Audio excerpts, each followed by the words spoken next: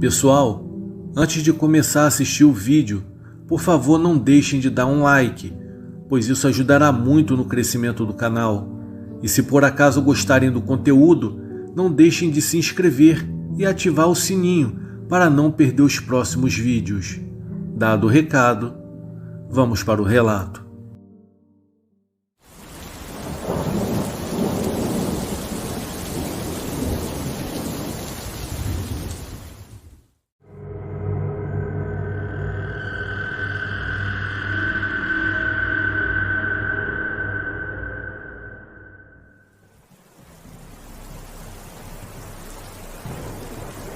O meu nome é Matheus, eu tenho 28 anos de idade e moro no interior de Minas Gerais. O que eu vou relatar aqui aconteceu no ano de 2007, quando eu tinha apenas 16 anos de idade. Naquela época, eu morava no sítio do meu padrasto e acordava todos os dias 4h30 da manhã, pois sozinho eu era responsável pelas ordenhas das búfalas e das vacas que tinham por lá.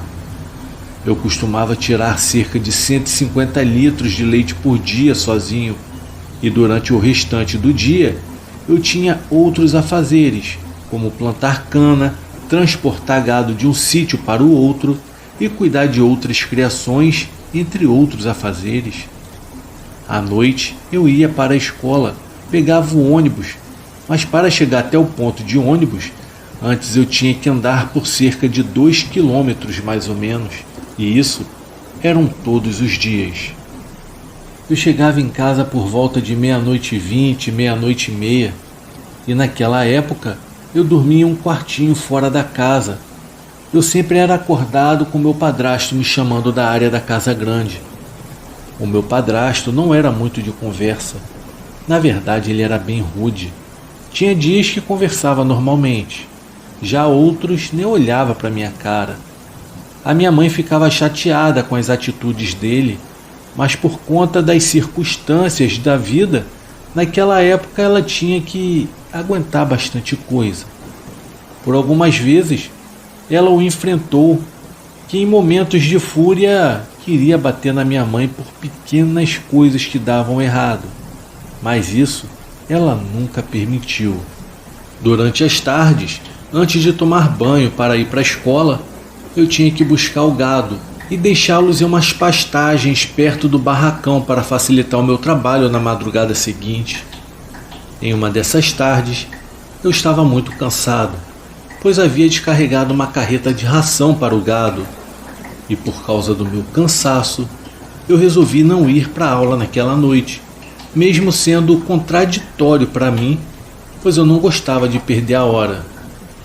Como eu não ia para a aula naquela noite, eu deixei o gado pastando até mais tarde e me encostei no pé de uma árvore onde eu acabei cochilando. Depois de um tempo mais tarde, eu fui acordado pelo meu padrasto me chamando, dizendo que a noite já ia cair e o gado não estava em pastagens planas. Meio atordoado eu me levantei, preparei o cavalo para a montaria e segui pasto afora. Depois de caminhar por pastos planos, eu cheguei a uma pastagem de difícil acesso. Amarrei o meu cavalo em um toco perto de um poço e desci de encontro ao gado. Quando eu chamava o gado, eles sempre vinham até a mim, mas dessa vez, quando eu os chamei, eles continuaram pastando. Alguns pareciam ressabiados, pois ficavam olhando para uma mata que havia no fundo do sítio, uma mata escura e de difícil acesso, até mesmo durante o dia. Já era início de noite, eu estava com dificuldade de andar naquele campo. Eu fui descendo com meu facão na cintura, atento para possíveis cobras venenosas. Quando eu me aproximei, eu fiz uma rápida contagem e logo percebi que todos os meus animais estavam ali. O que me deixou intrigado foi o fato deles estarem todos olhando para aquela mata escura. De repente, ao fundo daquela mata, eu comecei a perceber uma luz que vinha em minha direção. Quando eu vi aquilo, eu cheguei a pensar que poderia ser a lanterna de algum pescador que sempre passava por ali se embrenhando no meio dos matos em busca de alguma pescaria. Mas aquele pensamento logo se dissipou, com um sinistro grito misturado com um choro muito alto. Logo aquele feixe de luz foi se aproximando rapidamente de onde eu estava, e em questão de segundos o gado ficou arisco e começou a correr. Ao ver aquele cenário assustador, eu não perdi tempo. Eu comecei a correr junto com os animais. Ao olhar para trás, eu vi o que muitos na cidade não acreditam. Era uma mula negra soltando fogo pelas ventas e emitindo sons que pareciam gritos vindos do inferno.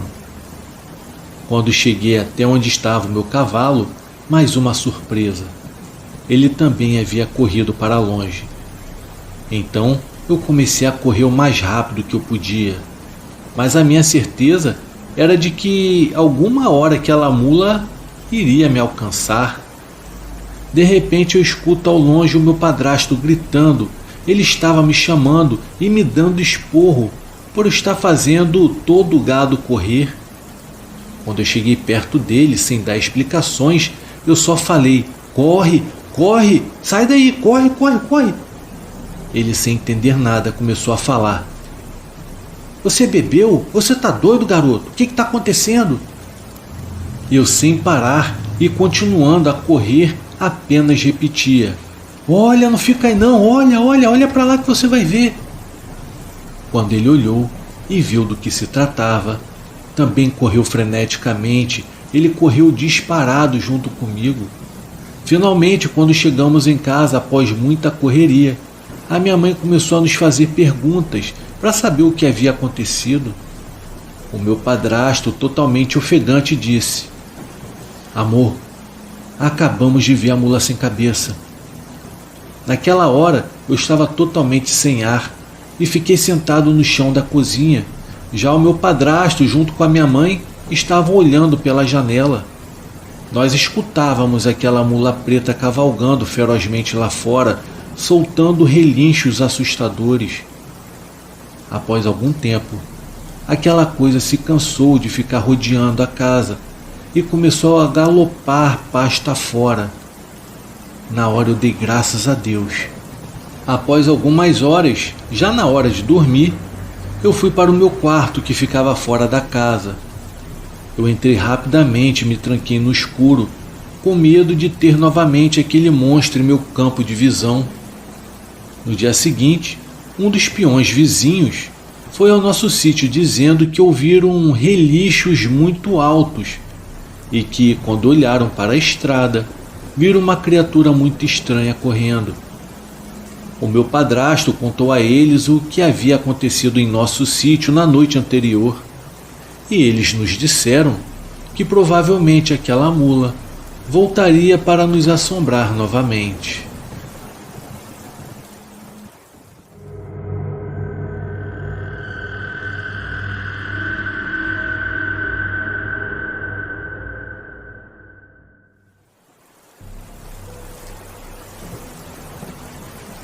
O meu nome é Gilberto Nogueira, tenho 26 anos de idade e moro em Água Branca, no estado do Alagoas.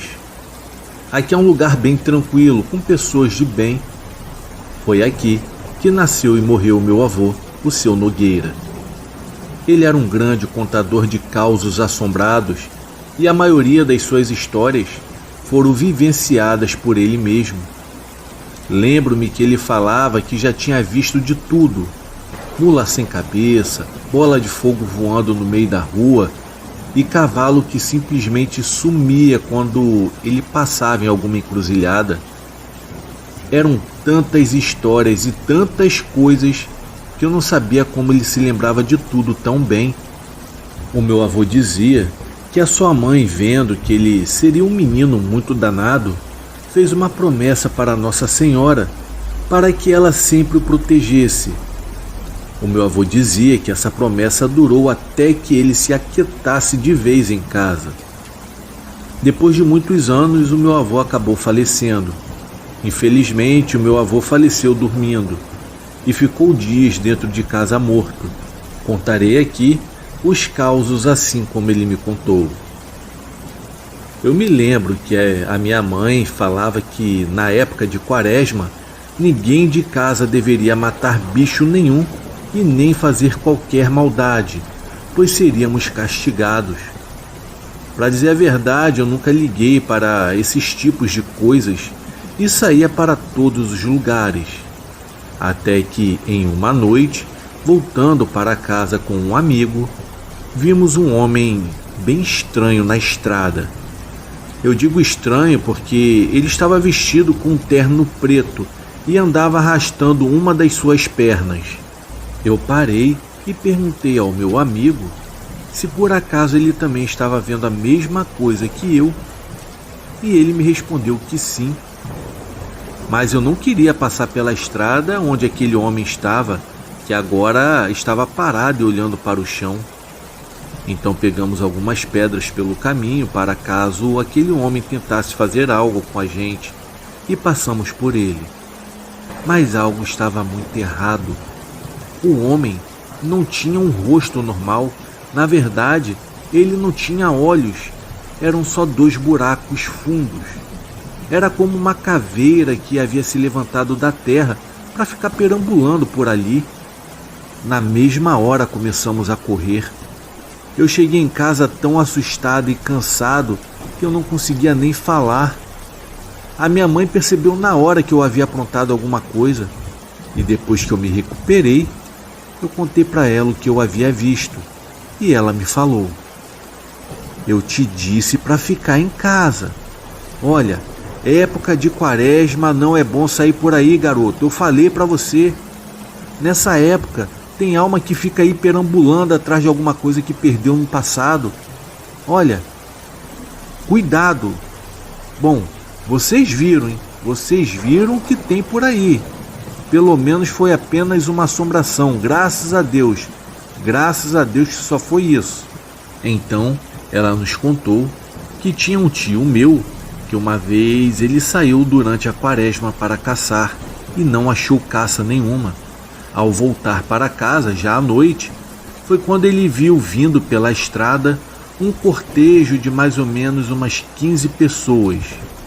Cada uma estava segurando uma vela na mão e levando o que parecia ser alguém enrolado em um tipo de rede.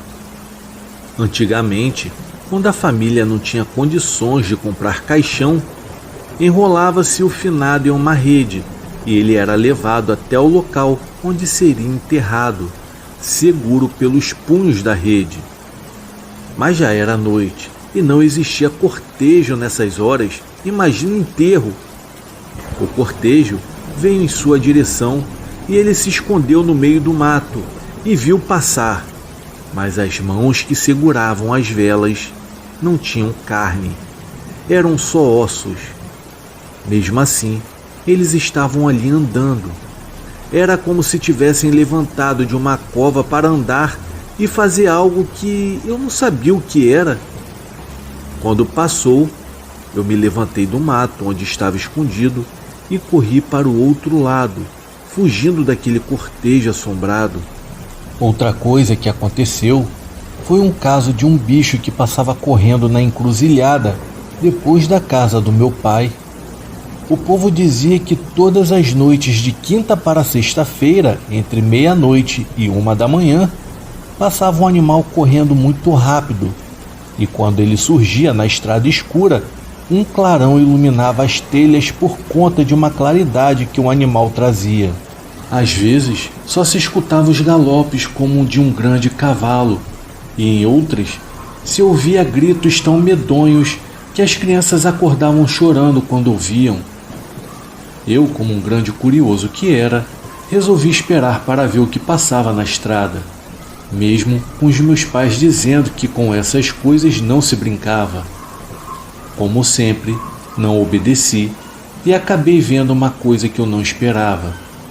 Já eram quase 1 da manhã e meu irmão mais novo estava me chamando para entrar para casa, mas eu queria muito ver o que acontecia na encruzilhada depois do curral onde o meu pai tinha alguns animais, e eles estavam bem calmos.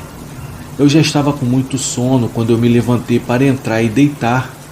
Só então eu ouvi aquele grito que fez alguns pássaros que estavam passando a noite em uma árvore em frente à minha casa voarem desesperadamente sem temer serem atacados por alguma coruja. Foi então que eu vejo aquele clarão gigante vindo pela estrada como fogo alto. Os animais que estavam cercados todos recuaram para longe da estrada. Eu entrei em casa e só vi aquele vulto, como o de um cavalo, com uma bola de fogo no lugar de onde deveria ser a cabeça. Quando passou, mal consegui olhar por conta do clarão e só ouvi aqueles gritos medonhos junto com aqueles galopes. É uma coisa feia demais essa tal da mula sem cabeça. E naquela noite eu pude ver como ela era. A minha mãe sempre dizia que um dia minha curiosidade iria me matar. E não foi por falta de aviso dela que isso quase aconteceu comigo. Depois de alguns anos eu já morava em um outro lugar e estava casado, mas eu era o mesmo curioso de sempre. Agora eu deixava a minha mulher preocupada com as coisas que eu fazia e para os lugares que eu ia. Um certo dia, um boato de que na rua do cemitério havia aparecido uma noiva procurando seu noivo. Diziam até que ela não sabia que estava morta e ficava perambulando pela estrada chorando por não encontrar o seu amado.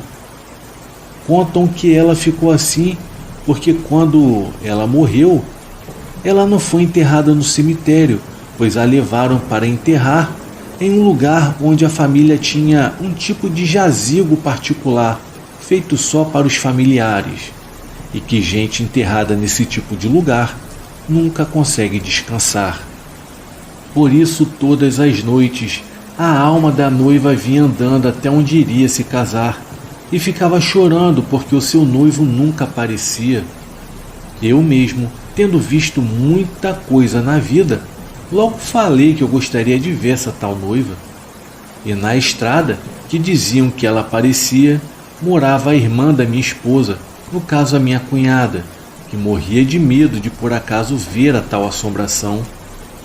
Então, depois do jantar de Natal, eu fiquei esperando essa tal noiva aparecer.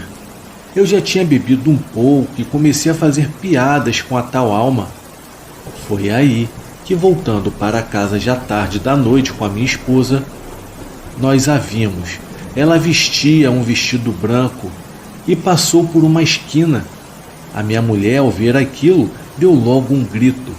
Eu corri até a esquina para tentar vê-la, mas quando eu cheguei, ela havia sumido. A minha esposa ficou tão nervosa que começou a soluçar e a chorar. Eu pedia para ela tentar se acalmar, pois tudo já tinha passado. Quando chegamos em casa, ela foi deitar e logo dormiu pelo adiantado da hora.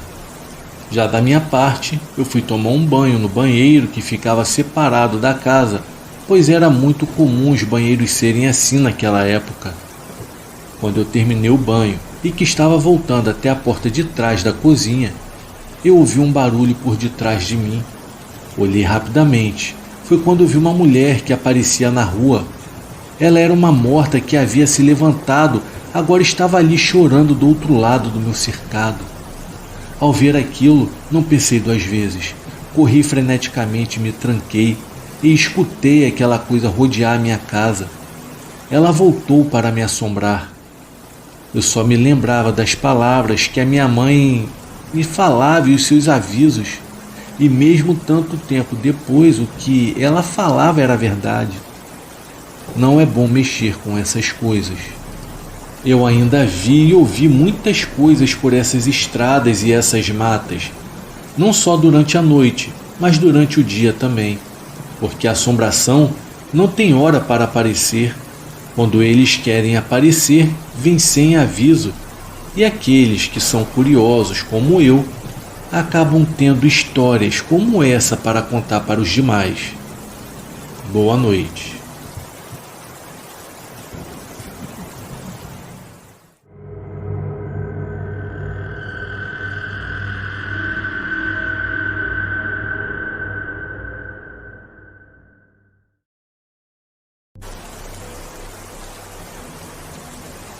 Humanos e Cães, têm uma relação muito longa desde tempos pré-históricos. As duas espécies convivem juntas de alguma forma, e diante do nosso grande amor pelos cães, a visão de um cão furioso e agressivo causa um tipo de medo primitivo. Eu me chamo André e hoje eu irei contar um relato estranho que eu presenciei ao longo da minha vida. Sendo coincidência ou não, esse relato aconteceu no período de Quaresma. A cidade em que eu morava era bem acanhada, na verdade bem pequena, onde todo mundo se conhecia. Dessa forma, assaltos ou roubos eram algo que jamais havia ocorrido. Logo era bem seguro e até comum caminhar durante as noites pelas ruas. Naquele dia, eu e alguns amigos ficamos jogando conversa fora no bar até por volta das 11 horas da noite. O dono do bar então abaixou as portas e eu me despedi dos meus amigos e comecei a caminhar para casa. Eu não morava muito longe, o caminho não demoraria mais do que 10 minutos. Mas conforme eu ia caminhando, eu percebi que as ruas estavam bem vazias. Como era um período bem quente, era comum que muitas pessoas colocassem cadeiras para fora e ficassem conversando na calçada. Mas naquele dia não havia uma alma sequer. Logo em seguida, eu ouvi um longo uivo cortando o silêncio da noite.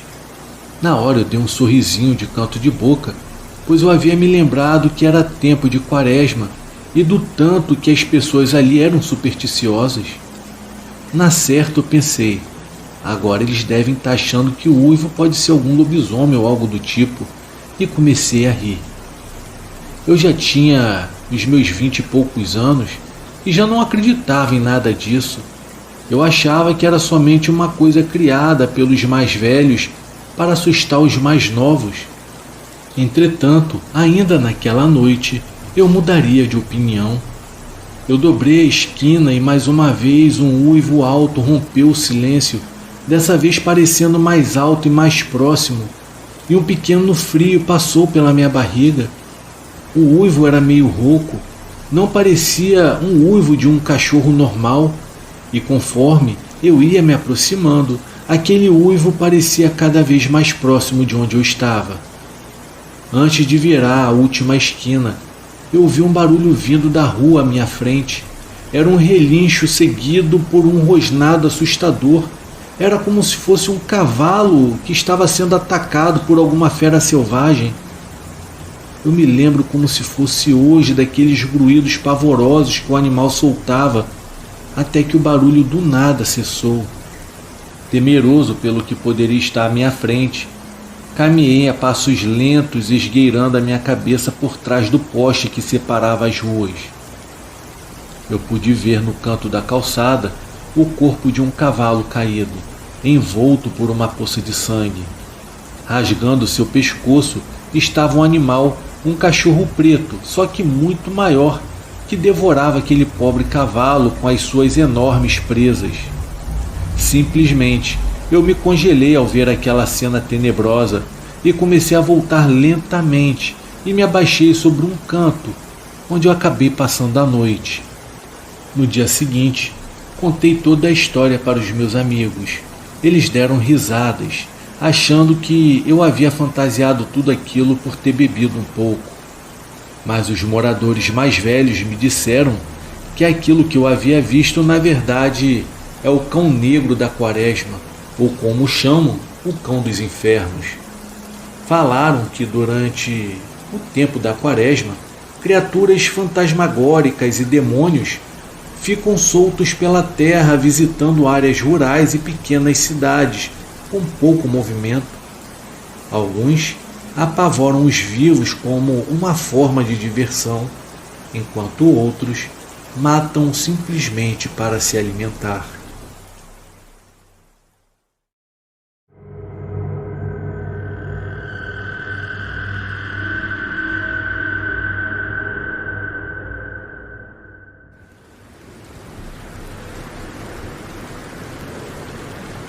De norte ao sul do Brasil, A viola faz parte das nossas tradições interioranas, sendo popular em muita roda caipira.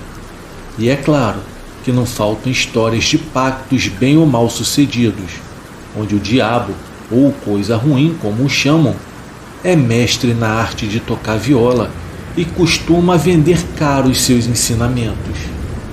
Geralmente a alma do indivíduo ou 7 anos da sua vida são dados em troca de uma rápida e absurda maestria, que faz com que o violeiro saia tocando de forma esplendorosa, encantando moças e sendo reverenciado por todos os povoados por onde passa. Para realizar esse pacto, é necessário aguardar a lua cheia, ou então esperar o início do período da quaresma. Então o indivíduo deve segurar uma cobra coral venenosa sobre o túmulo de um afamado violeiro exatamente à meia-noite, deixando que ela se enrosque e passe por todos os seus dedos. Dizem que essa é uma maneira infalível, mas também muito arriscada, pois muitas pessoas já morrerem ao serem picadas pela cobra. Um outro método para o pacto é enfiar a mão no buraco da parede de uma igrejinha abandonada, e isso deve ocorrer exatamente à meia-noite. Você então deve invocar logo em seguida o tinhoso, e irá sentir uma mão peluda agarrar e quebrar todos os seus dedos. Isso é só a primeira parte, pois a segunda você terá que se encontrar com o diabo em pessoa. Depois disso, o sujeito será, sem dúvida, um dos melhores violeiros que já pisaram por esse Brasil. Não são poucos os relatos de violeiros andarilhos que perambulam por cidades vizinhas, tocando de forma absolutamente magistral, mesmo tendo os dedos de uma mão absolutamente quebrados. Outras histórias que contam é que quando as suas violas estão paradas em algum canto, elas começam a tocar sozinhas. Dizem que para neutralizar a influência do próprio diabo, os violeiros tornaram-se devotos de São Gonçalo do Amarante, padroeiro sempre representado com uma viola nas mãos e cultuado em várias festas populares do Brasil. Aliás, quando você avistar fitas coloridas amarradas nos braços de uma viola, pode estar certo de que aquilo não é somente enfeite. Aquilo, na verdade, é uma proteção de São Gonçalo para quem as usa. Boa noite.